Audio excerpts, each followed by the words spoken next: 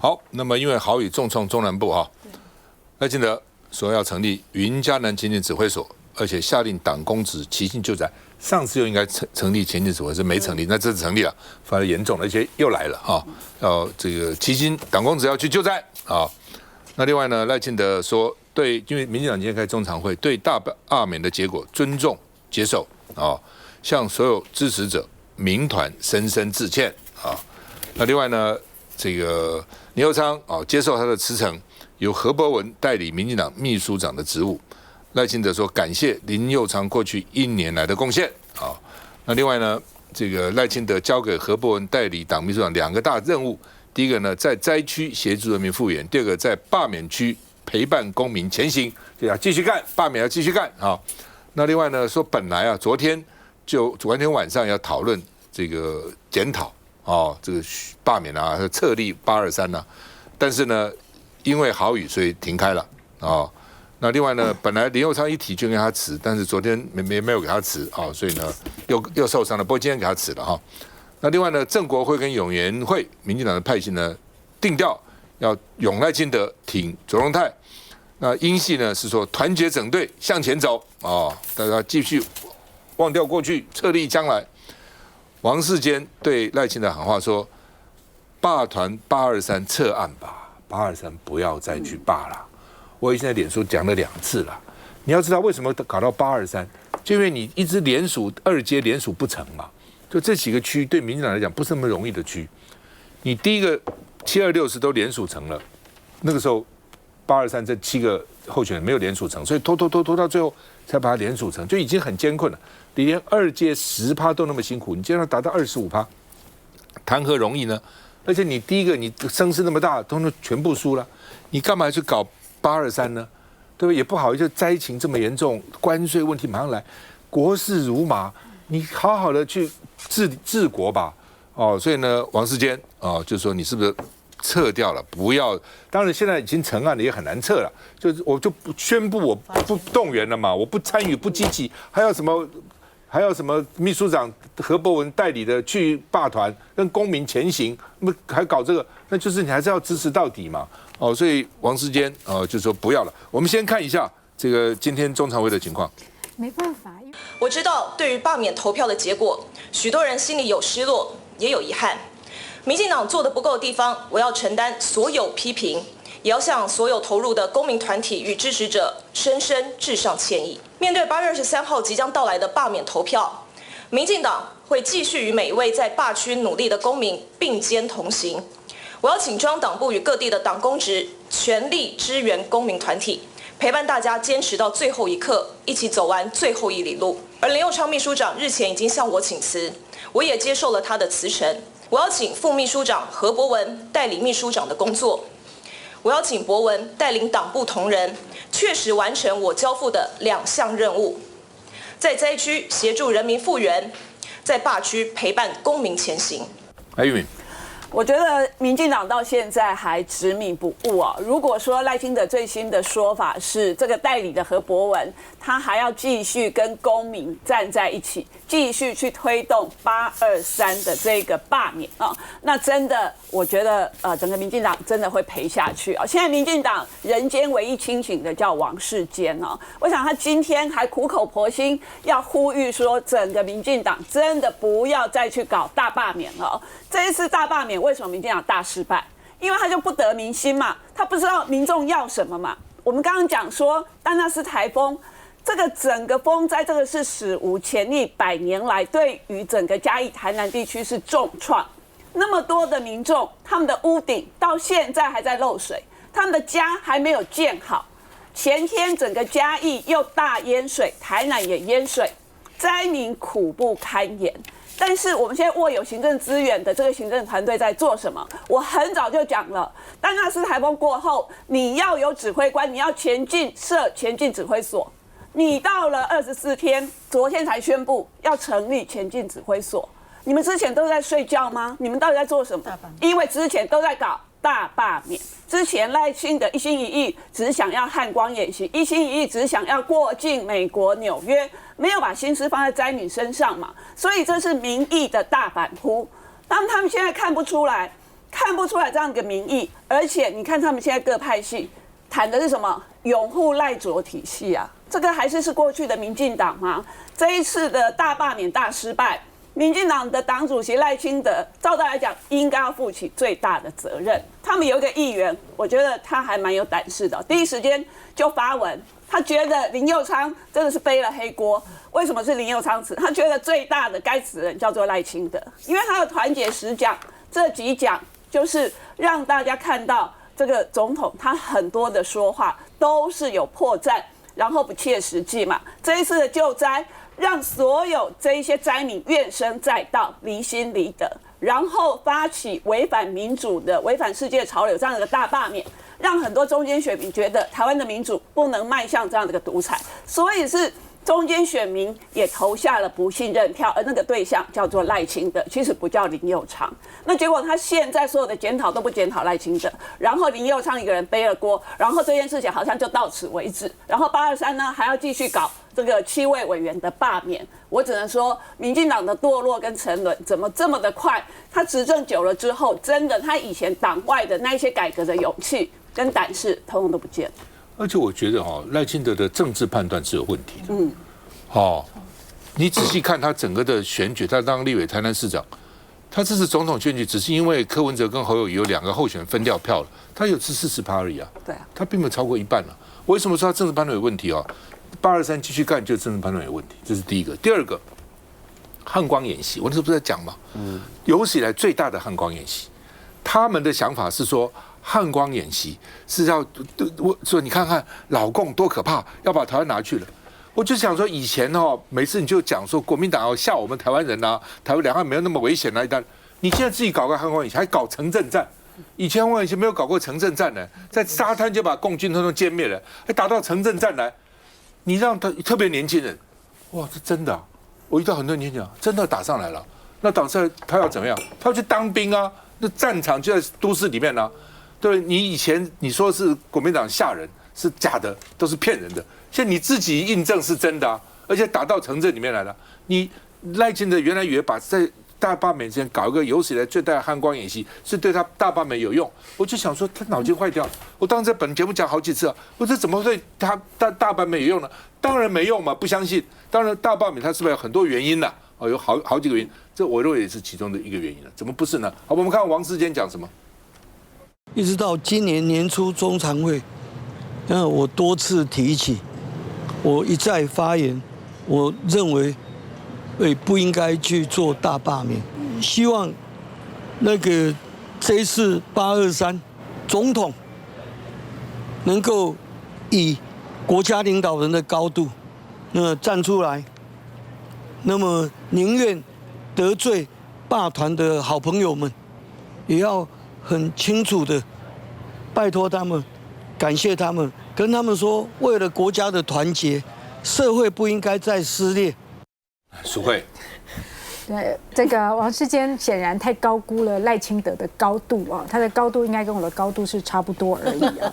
事实上林右昌来背这个黑锅，第一时间甚至说到现在只有他请辞啊，我觉得是对他很不公平的啊，难怪他妹妹也爆区，因为大家知道。一开始大罢免在推动的时候，柯建铭一头热沈伯洋啦，或是赖清德这种战狼冲但是林右昌身为党的秘书长，他一开始是对这个做法是持保留态度，甚至在整个推动过程里面，他也一直不觉得民进党要聊 Ricky。那事实上726之后，其实是一个很好的分水岭啊。赖清德是执政党的党主席，也是国家的总统，他大可以说，现在民进党要全力拼经济。拼救灾防灾，而且台风季又来了啊，所以他尊重公民的行动啊，但是党要回去专心的执政啊，但他没有，他还是继续说要跟公民同行。请问一下，何博文的能力到底是怎样？有比林右昌好吗？一半跛去救灾，一半跛去公民同行，所以到最后何博文能救什么灾呢？何博文最多就当过新北市议员而已哈，所以何博文的高度也跟我的高度是一样而已哈。我实在是很难明白他同时要怎么去兼顾大罢免跟救灾。你们把救灾这个定位到底放到哪里？之前赖清德去救灾的时候，灾民跟他请求国军的支援。后来总统府说：“哎呀，国军忙着要演习，没有空人力抽调不出来。演习结束多久了？请问一下，国军进到灾区了没有？现在连林俊宪都说：哎呀，拜托啦，请化学兵来支援。为什么？水灾过后就很有可能产生登革热或是一些疫情。”化学兵要不要进入家户？当然要消毒的地方就是家户，就是那些泡水淹水的家里面的家具。那请问一下，那现在赖清德要不要进入这个国军要不要进入家户？所以整个民进党本来最近有人讲了一句我觉得很可悲的笑话，他说：难道民进党只要没有完全执政就完全不执政了吗？现在就是这样啊，5院他已经掌握了4院，只差立法院一点点席次，但他就认为这不叫完全执政，然后于是他就摆烂，完全不执政，救灾也不做，关税也不做，全力来听大罢免，要拼到完全执政他才来做事。请问一下赖清德，你的任期徐姐就过了1/4了耶，你还有多少年呢？好吧，同时这国民党今天也开中常会啊，朱立伦宣布他要交棒。不当国民党主席啊，那国民党的进程是9月1号到9月5号领表，9月4号到5号登记，9号公告候选人，10月18号投票，11月1号召开全国党代表大会。那朱立伦这一宣誓以后呢，压力就到卢秀燕身上了。休息一下再回来。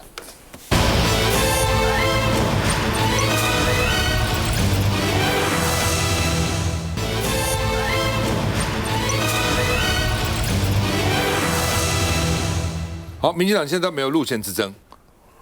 林濁水说，极端疑神疑鬼，说沈伯洋，沈伯洋超努力的，很有贡献吗？他的极端疑神疑鬼跟柯建铭如出一辙。好了，那沈伯洋就回击他，前辈，我尊称你一声前辈，你不用求证吗？请举出具体例子证明我疑神疑鬼，我怀疑你的吗？那林濁水呢说他极端疑神疑鬼，那驻德代表谢志伟替沈伯洋讲话，说你叫做浊水，人家沈伯洋叫做清流，你看清流对浊水是浊水在疑神疑鬼，人家沈伯洋还是沈教授到德国演讲，哎呀，英文也讲得好，也很有内容，他的印象很深刻，他哪有疑神疑鬼游盈隆也出来说沈伯洋是民进党之耻，说应该辞掉立法委员。你练展立委只会羞辱赖清德的智慧怎么提名了你而且呢，沈伯洋是战犯，民进党力挺大罢免，站在历史错误的一边还要被纵容到几时好像他昨天还是谁讲说哪里钻出来这个沈伯洋这个人，他都很奇怪。所以通常你要干立委，你总是以前在你的专业各方面都有一定的学术、一定的表现嘛。以前没有听过这个人怎么突然就干出来的？到底是怎样？是美国人推荐的吗？还是谁推荐的呢？到底怎么回事呢？所以很遭到这个游盈隆他们的质疑了那沈伯洋说：“你要骂我就骂我好了。”网友说：“真的骂了你，你又不高兴你现在说你骂我就骂吧那另外呢，这个曹新成说，民进党没有有力的反击国民党，说怎么去归咎给沈伯洋呢？应该是怪民进党。我们看一下。前民进党立委林浊水在脸书上直指沈伯洋超努力，很有贡献吗？只也麻烦的是，他的极端疑神疑鬼和柯建铭如出一辙，是少数却备受瞩目的一些霸团志工夸张行为的共同来源。对此，沈伯洋直接在留言区留言，表示前辈讲话要有根据，整天把我没有讲过的话塞到我嘴里，难道都不用求证了吗？另外，台湾民意基金会董事长游盈隆也认为，大罢免主战犯之一就是沈伯洋，是民进党之耻。对此，沈伯洋表示，抓战犯也许让大家心情会比较好，要骂我就骂，但解决问题比较重要。来，亮君，我想这个疑神疑鬼这种说法我觉得这是有点奇怪了因为其实呢，中国对台湾的渗透是真的那我想资讯战也是真的，共介扰台也是真的，然后中国不放弃武力犯台也是真的所以你说在台湾面对中国的这一些文攻武吓的状况底下，台湾在这些面对资讯战然后提高人民的这些忧患意识上面，我觉得这个是完完全全是正确的哈，所以你说疑神疑鬼，我觉得这个民主前辈的这个看法，当然我尊重啦，只是我觉得在台湾这样子的一个特殊的状况底下，大家去面对自己国家的现况，我觉得这是正常的事情，然后也是对的事情。那再来我回应一下，其实，在整个大罢免的过程，当然这些公民团体然后付出非常多，然后也非常多的努力哦。那我也必须坦言说，民意是残酷的。我想现场我们有很多，我们有委员、有议员，我们都经历过选举的洗礼哦。所以民意是残酷的，也就是你一定会有票多，那你票少的就是输了嘛。所以我认为说，在现在的整个执政团队对于民进党而言，当然是调整脚步了。那过去这1年多来，当然我们想要做非常多的事情，但是做的这些事情，当他在这个不管是在罢免的呈现上面，亦或是在民意的呈现上面，当人民没有办法感受到我们做的事情的用心，又或者是说我们想要达到的这些目标，大家没有感受到的话，我觉得就其实要思考一下，是不是我们的做的时机还没到，就是说这成果还没展现出来，还是说成果不够具体，又或者是我们在这个过程当中给社会大众带来很多的误解，所以我觉得在这个时候，其实真的是应该要重整脚步。那对于执政团队而言，我想我们现在也没有办法在自我的我看大家有讲说，是不是现在党内有很多派系的这些冲突？我觉得现在也都是应该要团结一致来重新思考问题。那现在执政团队也不能够抱怨，也没有自怨自艾的空间哦，应该是要出去，就是说针对这一些大家的需求，或者是执政团队做的不足的地方哦，应该要通通做好。那有一些当然在一些价值上面，或者是在观念上面，它完完全全就跟民进党完全是不同立场的。我觉得这也是很正常的现象，因为台湾是一个民主国家，但是我们也必须要抱着一个理解的心态去感受，然后去改善。那所以这个执政团队才能够继续的带领国家前进。我觉得这是现在民进党执政团队以及民进党整个党中央，我们现在应该要重整脚步再出发的一个方向。不管是林卓水或是游盈隆啊，在这个赖清德今天发表谈话之前，把大罢免的失败的责任啊，在沈伯洋身上说他是民主之耻。我想听到了今天赖清德的谈话，真正是民进党的民主支持的人就是赖清德。哈，赖清德他今天讲什么？他说呢，在这段时间以来，感谢大家的努力和付出，这是一堂实践民主的公民课，是一场深刻的民主对话。他说，期盼呢，不管是在这个过程之中，不管是展现的民意，对于宪政体制的坚持，对国家安全和民主秩序的忧虑，或是期盼国家运作能够有更多的对话，减少对立，人民的每一份时间都是执政者的责任。我看了真的是，一方面要笑出来，一方面觉得非常非常的可悲哈，就是赖清德他今天发动的这一场大罢免，之所以会在第一波的时候大失败，有那么多的深绿的学者，过去民进党的从党外到这个民党执政时期的这些的民主前辈，通通跳出来反对他采取这样子的无差别式的大罢免，并不是因为他们在抗中或者是反中的路线上面，或者是在台湾主体意识上面有所动摇，而是今天呢，你纯粹的就是因为你不服输，你认为说我为什么民进党呢不能够取得国会的多数，所以要用这样子的无差别式的大罢免呢，试图透过这样的罢免方式改变立法院的席次，然后实现你在不管是行政、立法、司法，完全是一把抓。然后在民进党内呢，民进党已经够一言堂了。到现在呢，今天在大罢免失败的时候，第一个建立起来的共识，竟然是巩固卓赖体制，这个党真的是没救了。好，然后呢，在这样的情形之下呢，他今天呢，这就是一个赖清德发动的大罢免，就是对于民进党所坚持的民主原则再也制衡。好，然后言论自由。各项的所有的对于民主的指标一次全面的大背叛，他今天还能够讲出这样子的话，所以他难道不是民进党的民主支持吗？从一个从一个在野党的就是在野党的角度，或是一个监督的一个媒体的立场来看，其实看到赖清德的今天的这样的谈话，我真的是感觉到深深的悲哀。就说赖清德没救了，是他个人的执拗造成了今天民进党还要坚持的走这个大罢免的这一条路。可是对于国家的整体的发展来讲，赖清德的执拗跟他的没救，他会把台湾接下来带到一个什么样的一个危险的境地，要让我们全民付出什么样一个代价，这是我们要非常非常重要而且要警惕的地方。我补充两句，就是对这一次大罢免民进党还是用一贯的那个外套，就抗中保台，把它包装起来。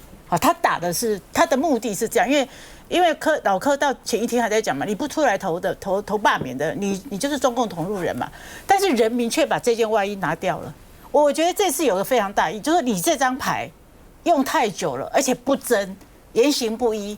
事实上包括这个刚刚我们讲什么等等等等郭玉琴啊，什么沈伯洋，所以这个我觉得这件外衣没有效，是一个这一次大阪非常重大意义，人民把它当作内政问题，你还是把它搭上这个抗中保台，所以人民感受啊，它的内政问题啊，是风灾，是关税啊，这个冲击啊，民生问题啊，甚至医疗问题啊，健保医生都没有了，人民看的是这个，所以这次的我觉得关键在这个地方，你打错牌了，你还是打一样的牌啊，你10几年就是打同一张牌，以前管用啊，这次不管用，所以我觉得这次大罢免的有这个意义在里面。那你不再管用，这是一个非常好的开始，因为很多事情意识形态政治难免都会有，但是是非价值人民为主这件事情绝不能动摇或改变。所以我像823，就是大家就在一起在野党大家在一起努力吧。那也请支持那个民众党提出的那个核三公投研议的提案。不，基本上了，就是说726都没有成功，823罢免是很难成功的啦。你还是要做，我就觉得他就不服输啊，他就希望说能够起码，赖清德就是不服输，他就是希望呢，起码在823的时候呢，我能够罢掉1席甚至于2席，那就表示我没有31-0，这种个性真的很恐怖啊！不是，而且你那是没有意义的嘛。对啊。因为呢，你除非真的罢掉6席，你都当选，你国会才能过半。你国会不过半，你多1、2席是一点意义都没有。那你劳师动众，害大家忙成这个样子，那花那么多钱，然后呢？你到底目的？你总是一个目的啊！你当个总统，我的最高的目的是什么？次要目的，你主要为了我的把国家治好，最主要目的去努力嘛。你这什么意思？我就不懂，你到底要干嘛？所以你就是择恶固执嘛，见坏还不收嘛。本来就你见坏就赶快收了吧，见坏也不收，择恶还要固执，那你到底要做什么呢？我真不懂，你这样搞下去到底什么意思？而且现在水灾，而且水灾搞一个礼拜都停不了。对不对？你这重点，你叫那个什么秘书长一半救灾一半罢免，你是一个人他那么厉害，他全面搞个东西都搞不好。那个林博文，他将他分成2半。什么博文？何博文，好吧？我没好了，就是何博文，他搞一个都搞不好，他搞2个。你赖清德可能搞2个吗？又要治国，又要这个搞党，然后又要搞罢免，要搞这个要搞那个，你们在想些什么东西？我真的觉得说，怎么会这样子呢？休息一下再回来。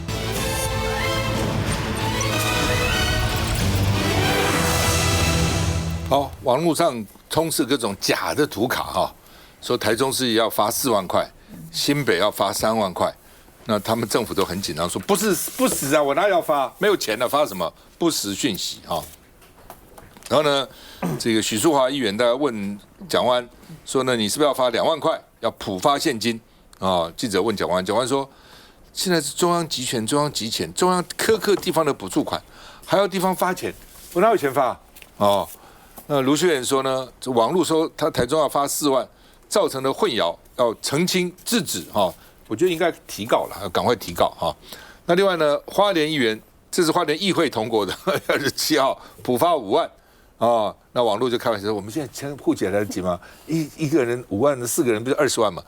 那什么意思？他们现在为什么会有5万？他就说呢，他们不是增加了地方补助款吗？每个地方都要到一些补助款，立法院不是通过嘛？所以呢，这个补助他们把它通通发给老百姓，通通发但是问题是，那个钱并不是要去发钱的，那个是要建设。那如果这样的话，中央干脆3兆也都拿来发算了嘛。说你如果打我地方，我打你中央啊，中央一年总预算3兆，那3兆发给这个每个国民都发，看能发多少，一个人发4万，因为一个人12000多亿嘛，对不对？哦，一个人可以发差不多10万，你2300人，一个人发10万，不过2兆3而已嘛，对吧？你现在中央政府编了3兆啊，来扯这东西哦，就很无聊了哦。但是有没有效呢？大家想，对啊。那花莲先生怎么讲？说财源未定，无法评论。他根本不跟你扯，就是说中央钱也没给我啊，我这怎么发给你呢？财源没定啊，哦。那另外呢，现在蓝营县市要普发现金，在疯传这个谣言。那这个侯汉廷是说青鸟群主这个造谣截图，他把他们截图下来啊。那另外呢，到底普发1万没发，是不是造成大罢免失败的原因？我想是原因之一，不是全部，但是全部是很多因素加起来的哈。吴思耀说，行政院可以更果决，要给就给，不给就算了，赶快果决，你们拖拉拉什么意思？复议又不复议，不复议又说要复议，我们看一下。蓝白在国会推动还税于民，普发现金1万元，更是反罢免的绝佳宣传手段。但现在绿营要用你的魔法对付你。针对这个161亿的部分那换算下来，我们一个乡亲能够分得5万花莲绿营民代喊出普发5万，要将财划法通过后的161亿预算，加上超征的1.3亿元，都拿来还税于民。超征是还钱于民，而财划法的修正是让地方整体偏乡落后的地方，能够把基础的建设把它完成。国家的财政还有地方的财政都必须经过审慎的规划评估，才是一个负责的政府。只是花莲普发现金议案已经在2月议会通过，而在726后，网络开始疯传，蓝营执政县市都要普发现金，社群赖群组也充斥各种图卡，但仔细看图卡的排版字体没有统一，明显有问题。新北市澄清113年预算入不敷出，即便有超收，也要先还债。桃园则声明是全国唯一无岁季剩余的县市，台中也打脸，绝无普发4万。负责收所得税的是中央，那应该要拨补地方补助款的也是中央，钱和责任都在你身上，但是你现在克扣地方的补助款，又要地方发钱，我想人民都在看民进党这一次有没有好好的真的在检讨，并且面对民意。造假的不只有普发现金，有网友收到台中市长卢秀燕的催票简讯，声称不去投票就拿不到1万元，但简讯号码却是高雄市水利局用来发送的业务号码，是采购民间的简讯系统，简讯门号非属水利局专用。大罢免延长战开打，普发现金再度成为朝野的攻防焦点。梁玉敏作为台中市副市长怎么看？我觉得这个一开始发呢，就是那个王义川嘛，他就是故意要去挑战卢秀燕，然后他就说台中市民就是很爱钱，就是要这1万块啊。我觉得这样的一个说法，王义川真的要道歉了。事实上，这一次整个民众他要出来投票，刚刚已经讲过了，有非常多就是对赖清德的不信任投票。那当然，其中这个普发现金1万块，这个是当时我们在鼓励民众出来投票的时候，的确也有特别去强调这一点啊。那这一点当然它其实有它的正当性啊，这个是立法院通过的特别条例，而且也算过，就整体政府的财政是有能力发这1万块的。结果现在呢，我觉得很多绿营的民代或者是这些青鸟侧翼，因为他们就是不爽这一次整个被封杀，然后呢就开始以这个去做反攻的点到处去点火，做一些假的梗图，到处去让民众混淆。然后呢，有的民众真的还接到这个图之后，还打电话给这个市政府说是不是也要发4万块，造成这个公务人员另外一层的困扰。所以有的县市政府其实就是气了嘛，就直接去告这些，因为你就是做假图啊，你是造谣啊，你不是说某某议员，要不然你就说我王义川立法委员主张应该要发多少。你要这样子讲嘛？不是，他直接说台中市政府要发多少？那这个有一些选民接到这个梗都以为是是不是最新消息嘛？你浪费了大家的时间、金钱跟力气，然后还继续在消耗这个国家的能量跟政府的能量，我们要谴责这样的一个行为啊！我真的觉得适可而止，就是已经封杀了，投票结果已经结束了。那现在行政院他已经不敢提复议，那就遵照立法院通过的这个特别条例嘛，就是给大家普发现金1万块，这件事情皆大欢喜，就这样，不是再去制造另外一个事端，然后照假图说谁要发5万，谁要发4万，然后通通都是假讯息。那个麻烦 NCC 动起来啊！这一些假讯息啊，就是赶快看来源是哪里啊，检调也要动起来啊！这个不是假图散播不实讯息，通通都要办啊！你们以前不是这样子吗？就是说这个只要是对于你们不利的，通通都要办。那我们觉得这个是浪费消耗大家的时间跟力气啊，也通通都应该要办哦。这不是戒不戒严的问题，而是台湾社会不需要这么多的假讯息，然后来浪费大家力气。卓荣泰现在有点进退维谷了哦。他如果去提复议，那他823怎么办呢？823还要选啊，不是没有了，赖清德这823要拼啊，对吧？还有7个啊，哦，他发他又不太爽，不发他又怕823，复议不复议，他现在真的天人交战。是当时我讲天人就是2个，人就是老百姓，天就是赖清德，所以天人在那边交战。来，主委。现在这个不一定是只是网络的造谣哦，我知道很多民进党议员在各个县市都准备要发动这样的提案。你台北也有税季银元，台北也有超刷发现金啊，你桃园也有这个超刷发现金。我听说很多这个民进党议员在准备开议的时候，用这一招来整地方的首长哈。但事实上，我们知道哈，为什么这一次是请中央把还富于民或还税于民？因为这是用去年超收的，既没有用过去的累计税季盈余，因为累计税季盈余叫老本嘛，我每年存一点，每年存一点。然后也没有违反公平性，全国一致。但如果你各县市这样子乱提案，只为了政治斗争的话，我告诉你，天下大乱。为什么？每一个县市的财政状况不一样。高雄市民怎么办？负债累累耶，到时候把税季盈余摊出来，把税摊出来，高雄市陈其迈不就要鞠躬道歉，切腹说拍谁我没有税季盈余，弄给陈局开了了。所以这个不能这样。如果真的要提，那我们就叫国民党也在高雄跟台南提呀，看高雄跟台南有没有税季盈余，一翻两瞪眼。所以为什么是中央发？像这种不管是在日本、韩国或新加坡，一定是中央来做这个全国性一次的这个处理，而没有什么各个县市的议员哦，自己为了斗争那你蒋万安也发，你卢秀也发，你詹善政也发，好啦，那如果他们真的发了出来嘞？那我请问你一下，陈其迈怎么办？黄伟哲怎么办？林俊宪怎么办？陈亭妃怎么办？所以不要这样搞。我再补充一点哈，因为其实地方我们有很多的税收，其实是要上缴中央的，所得税就要。光是台中市，它1年上缴要上千亿。所以你中央你最多的税收你收，然后你今天有这一个资源，你当然就是由你来分配嘛。那我觉得现在这一些绿营的真的是无理取闹到一个极点了，他只是就是因为觉得他不认同发这1万块，然后又输了，所以就气急败坏，然后就用这一种又是一种斗争的方式，然后不讲道理的方式，就来恶搞地方首长。真的像淑慧讲的，嘉义县穷的要命，你认为他的地方税收他发得出，他连5000块都发不出来，我告诉你，所以你这样子只会害到你们本来财政不佳的县市。你以为可以恶搞到台北市、台中市，你们也会恶搞到你们没有执政吗？你们地方也有县市首长，好吗？不要害你们地方首长。不，我觉得都不要讲，没人够害你贼了。你1万块先发了再说嘛。不，那个是已经通过立法院通过，你就赶快发嘛。那先发了再说，其他不要讲。那个不发，你光在地方发，不是很好笑吗？我觉得谈税的问题，我们还是要去谈税基啦。所以你看超征只有2种状况会发生，一种就是某种单一税率暴增，收的特别多；另外一种就是预估数出了问题，所以才会发生超征的问题。那地方税的组成就这几种。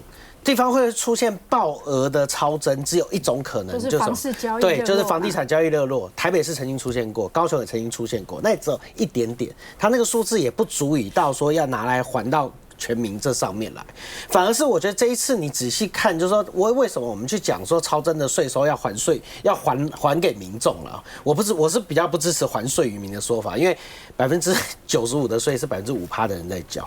这一次比较多的税收主要来自于所谓证交税有9000多，然后综所税、综合所得税、盈利事业所得税这几个部分，而这几个部分光台积电一个就已经暴增多少？然后呢，综合所得税的这部分，包括股利的部分所缴的这些税，都是这些比例。所以这一次发这1万块，比较像是什么？比较像是给过去在整个资本市场大爆发的这样子的一个，包括美国 QE 的这样的一个情况里面，没有办法用钱赚钱的人，没有资本利得的人，然后我们发现资本市场交易太活络了，所以我们把这些钱平均回来给这些人，比较像是这样的。比如说，你看曹兴诚自己就讲嘛，曹兴诚讲到他自己一年缴3亿嘛，他缴3亿，我们发1万块，他可以发给多少人？他可以发3万人啊。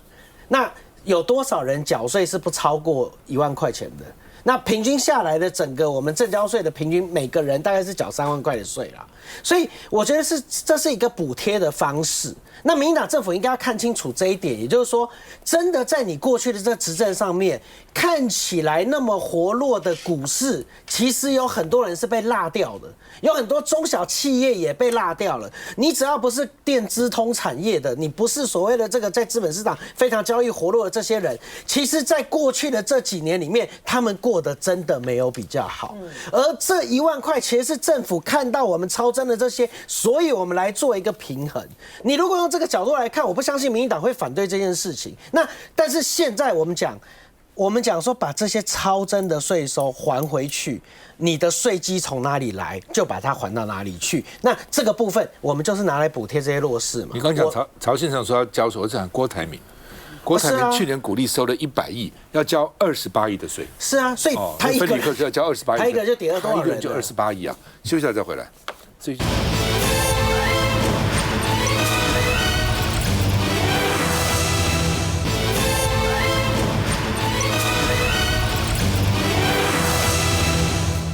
好，今天都在开中常会。朱立伦在中常会说，823是最重要的最后一战。他的最后一战呢，不是战还每年都有的哈。朱立伦说，如果打赢了，他就可以顺利放心交棒的战役哈。那好吧，他怎么说？我们看看。我们蓝白共同合作，通过了非常多福国利民的法案。面对民进党的大恶霸，民进党的种种司法的压迫，以及无限资源战的攻击，我们完全不畏惧。这是我们21全任期内的最后一个大仗，我们一定要拼到底，一定要全力以赴，这是我们的重要的任务。不要有任何的个人的思考，不要有任何的纷争。我们这个时候全党团结一致，共同面对8月23号的挑战。好，这是朱立伦讲法哈。另外呢，这个823，因为朱立伦提到823哈，那罗明才是新北是唯一的，就表示第一阶段不容易达到。记得那时候罢他的领衔人都说不要干了，你记得吗？所以呢，搞到第2阶段是早知道就第1阶段全部哈不啷的一次就过了，一个都不会被罢掉。现在搞第2阶段，大家都很痛苦，他很痛苦。他这个8月2号呢，已经通知我了，他要成立那个反罢的竞选总部，要跟选举一样搞个反罢竞选总部哦。那他说他现在是为了爱来反罢哦，因为你们是为了恨来罢免。我们看一下。出门投票，出门投下不同意罢免哦。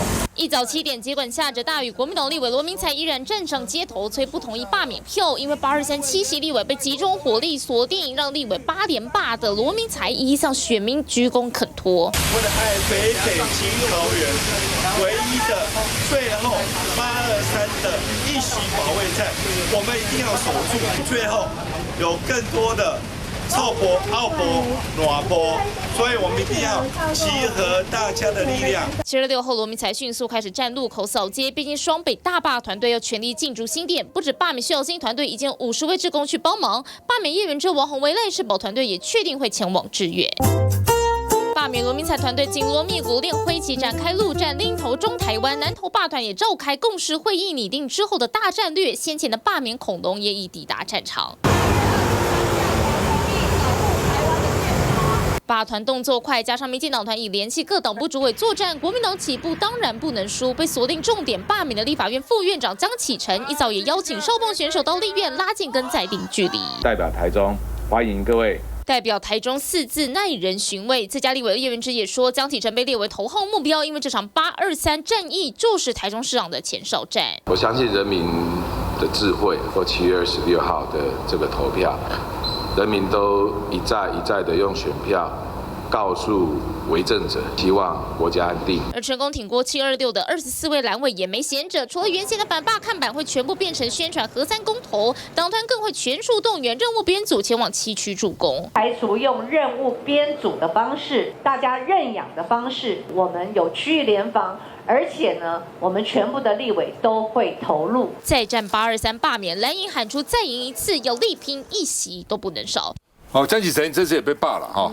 那他说他相信台湾人民是有智慧的哈。那另外呢，这个823要登场嘛，国民党团虽然刚王后也讲，认为编组让7个蓝委不单兵作战，因为民进党也是，因为他原来是25个嘛，他现在因为变成7个，他有集中力量。比如说，原来罢徐巧芯的，他那天讲50个人，现在跑去罢罗明才了，都跑到新北，就他跑那边支援。所以国民党也说要用任务编组让7个立委不要说单独在那边打啊。那另外呢，国民党团说7席立委都要全垒打，要再赢一次啊。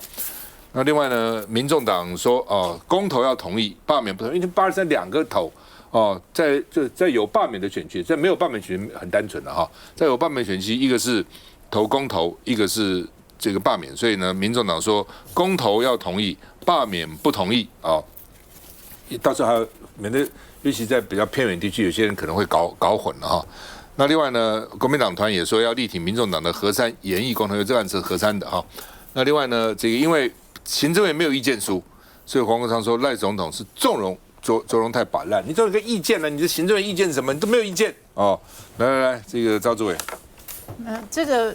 对，当然也有人说是那个2个，因为当时国民党提案的那个就活生生被违宪嘛，不然就是两个一起来，那个其实民意基础更高。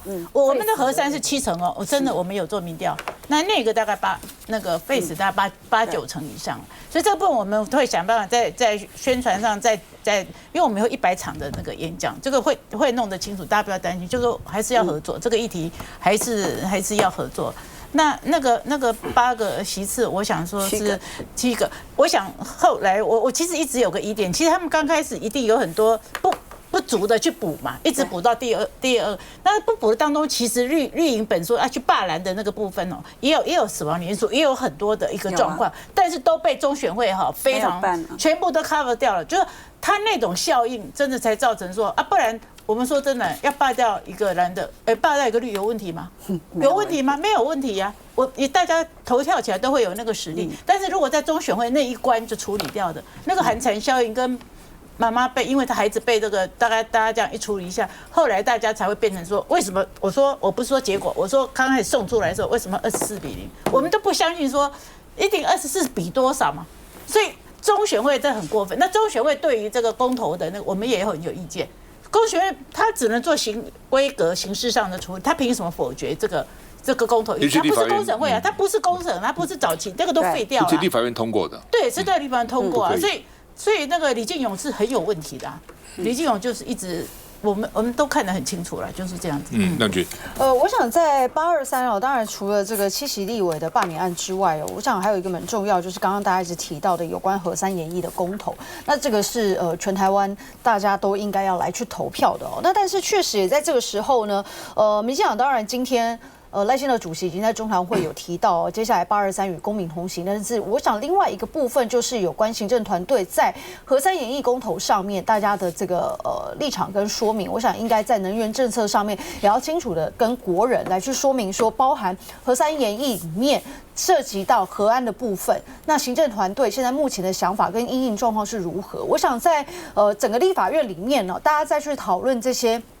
核三研议或者是核电要不要重启这些意见里面，大家都有不同的看法跟想法。但是我想经济部跟台电也应该要趁此机会来好好的跟国人做说明，目前台湾的能源状况是如何。那在核三研议的这个如果通过的话，在核安的状况底下，是不是有可能有机会来安全的来进行发电？我想在这个部分，行政团队应该也要借此机会来好好的向国人说清楚。洪庭，我觉得这核能的这件事情，就是真的整个现在台湾社会里面最吊诡的一件事情就美国最近一直在进行所谓的这个国会听证会，美国海军情报局的指挥官他当场讲，就是说台湾必须要有一个核电站，至少要维持一座，至少要维持一座，否则被封锁了。因为我们天然，他说虽然我们在绿能的表现上没有到太差，可是因为天然气的比重实在太多了，这个造成国家安全的问题，所以我没有办法想象，就是说8月23号的那一天。